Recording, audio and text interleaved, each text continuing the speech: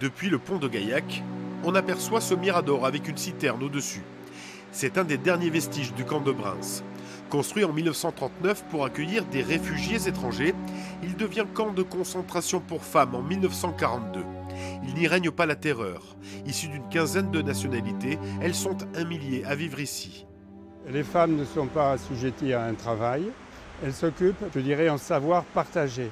Elles se donnent les unes aux autres des cours de langue, des cours d'histoire, de philosophie, de toutes leurs compétences. Par exemple, Madame Sanson, la mère de Véronique, elle enseignait la dactylo parce que c'était son métier. En mars 1994, nous avions rencontré 2 rescapés du camp de Bryns. Angelita Bettini a passé 2 ans dans un de ces baraquements. C'était réparti en box de 1 ou 2 lits selon. Et de quoi est-ce que tu as le plus souffert dans ta mémoire ici? Dans ma mémoire, c'est de faim et de froid. Quelques années plus tard, lors d'une exposition consacrée au camp, elle évoquait la vie qui régnait là-bas.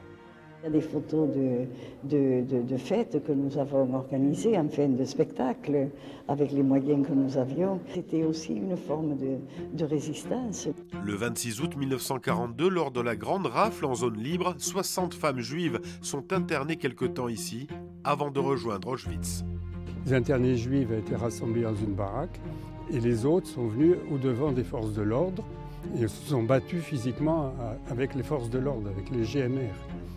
Alors bien sûr, ils n'ont pas réussi à empêcher la déportation, ils l'ont retardée.